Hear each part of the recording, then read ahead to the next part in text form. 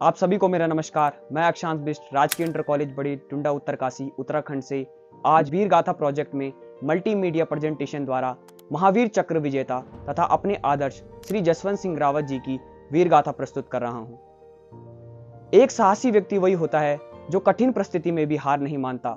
इसका सर्वश्रेष्ठ उदाहरण है श्री जसवंत सिंह रावत, जिन्होंने 1962 के इंडो चाइना वॉर में अपनी वीरता, निडरता और साहस के चलते 300 से अधिक चीनी सैनिकों के साथ अकेले युद्ध किया तथा कई सैनिकों को मार गिराया।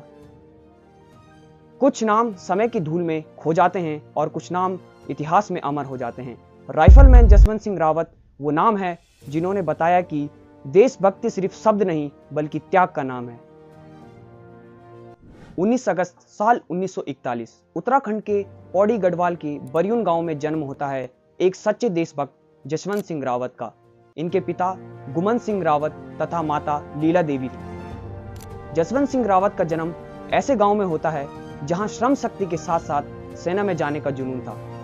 जसवंत सिंह रावत ने अपनी प्रारंभिक शिक्षा अपने ही गांव से प्राप्त की तथा आर्थिक संकटों के कारण ये अपनी आगे की शिक्षा प्राप्त नहीं कर पाए। गढ़वाल के माहौल में जहां पर्वतीय जीवन, साहसिक परंपरा और देश सेवा का भाव था, इस वातावरण ने उन्हें प्रभावित किया और जसवंत सिंह रावत ने सेना में भर्ती होने का निर्णय लिया। जसवंत सिंह रावत 19 वर्ष की आयु में सन 1960 को भारतीय सेना में शामिल होते हैं। उन्हें 4th गढ़वाल राइफल में शामिल किया गया, जो कि अत्यधिक सम्मानित गढ़वाल राइफल रेजिमेंट की एक बटालियन है। जसवंत सिंह रावत के भीतर देशभक्ति की भावना प्रबल थी। वह एक सामान्य सैनिक नहीं बल्कि देश के लिए कुछ कर गुजरने की चाह रखते थे। भर्ती के बाद जसवंत सिंह रावत ने प्रशिक्षण लिया और उनकी यूनिट को पूर्वोत्तर सीमा यानी अरुणाचल प्रदेश में तैनाती मिली। विशेष रूप से उनकी यूनिट को नूरानांग रेंज तथा सैला पास के आसपास के इलाकों में रखा गया, जो कि चीनी सीमा के अत्यधिक संवेदनशील हिस्से थे। समय आता है साल 1962। पूरे हिमालय क्षेत्र में भारत चीन युद्ध अपने चरम पर पहुंच चुका था। राइफलमैन जसवंत सिंह रावत की यूनिट 4th गढ़वाल राइफल को उस समय 62 इन्फेंट्री ब्रिगेड के अधीन किया गया था। उन्हें अरुणाचल प्रदेश में तैनात किया गया था ताकि चीनी सैनिकों को रोकने का प्रयास किया जा सके। 23 अक्टूबर साल 1962 भारतीय सेना को रणनीतिक रूप से पीछे हटना पड़ा और ब्रिगेड ने अपनी नई स्थिति नूरानांग नामक बर्फीली पहाड़ी पर बना ली। नूरानांग असम की ओर जाती एक महत्वपूर्ण घाटी थी जिसका वातावरण बड़ा कठोर था। 17 नवंबर सन 1962 की सुबह चीनी सेना भारतीय मोर्चों पर जबरदस्त हमला शुरू किया। चीनी सेना ने मशीन गन और मोर्टार फायर जैसे उपकरणों से भारतीय सेना को बड़ा नुकसान पहुंचाया। खतरा बढ़ चुका था। चीनी सेना धीरे धीरे भारतीय मोर्चों पर आगे बढ़ रही थी। एक तरफ चीनी सेना जिसके पास ज्यादा सैन्य शक्ति तथा अधिक सैन्य उपकरण थे, वहीं दूसरी ओर भारतीय सेना जिसके पास सीमित सैन्य संसाधन थे। इसके बावजूद भारतीय सेना ने हिम्मत नहीं हारी। वह चीनियों को मुंहतोड़ जवाब देते रहे। जसवंत सिंह रावत ने देखा कि दुश्मन मीडियम मशीन गन उनकी यूनिट पर भारी पड़ रही है, तो उन्होंने बिना आदेश के अन्य 2 साथी लॉन्स नायक त्रिलोक सिंह और गोपाल सिंह गोसाई के साथ योजना बनाई और ये तीनों सैनिक पहाड़ी इलाकों से चीड़ के पेड़ व झाड़ियों से झुककर मशीन गन पर पहुंचे। जसवंत सिंह रावत ने हैंड ग्रेनेड निकालकर फायरिंग स्टील की ओर अंदर फेंका। धमाका हुआ, फायरिंग स्टील की दीवारें गिर गई। तीनों जवान दीवार फांदकर अंदर घुसे और मशीन गन पर कब्जा कर लिया। कब्जा करने के बाद उसी गन से दुश्मनों को जवाबी गोलीबारी की। हालांकि इससे पहले जवानों को पीछे हटने का आदेश मिल चुका था, परंतु जसवंत सिंह रावत और उनके साथी ने अपनी चौकियों को छोड़ने से इनकार कर दिया। फायरिंग स्टील पर हमले के बाद के दौरान गोपाल सिंह और त्रिलोक सिंह शहीद हो गए।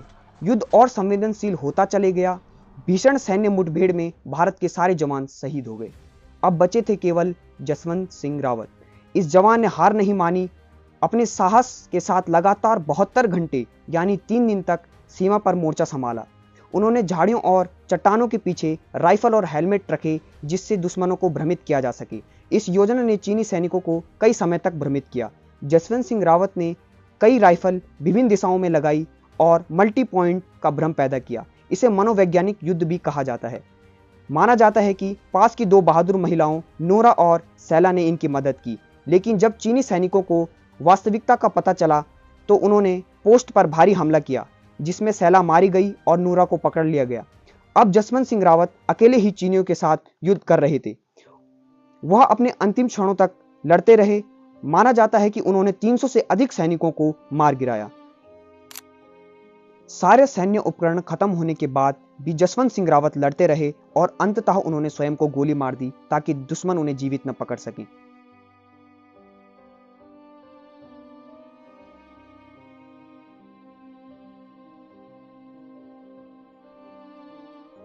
जसवंत सिंह रावत की शहादत आज भी देशवासियों के लिए प्रेरणा स्रोत है।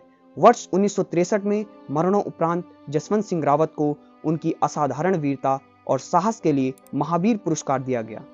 आज उनकी याद में अरुणाचल प्रदेश में भव्य स्मारक और उनका मंदिर जशवंतगढ़ का निर्माण किया गया है, जो कि सैनिकों तथा नागरिकों के लिए एक तीर्थ स्थल समान है। जसवंत सिंह रावत भारतीय सेना के एकमात्र सैनिक हैं जिन्हें शहादत के बाद भी प्रमोशन मिलता रहा। इन्हें इस शौर्य गाथा के कारण hero of NEFA north east frontier agency के नाम से भी जाना जाता है।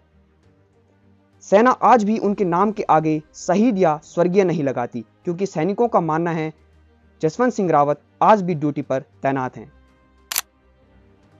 श्री जसवंत सिंह रावत की वीर गाथा हमें ये सीख देती है कि हमें कठिन परिस्थितियों में भी अपने कर्तव्यों का पालन करना चाहिए, क्योंकि कर्तव्य ही सबसे बड़ा धर्म है।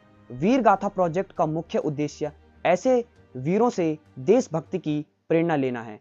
अंत में मैं जसवंत सिंह रावत को शत शत नमन करता हूं। जय हिंद, जय भारत।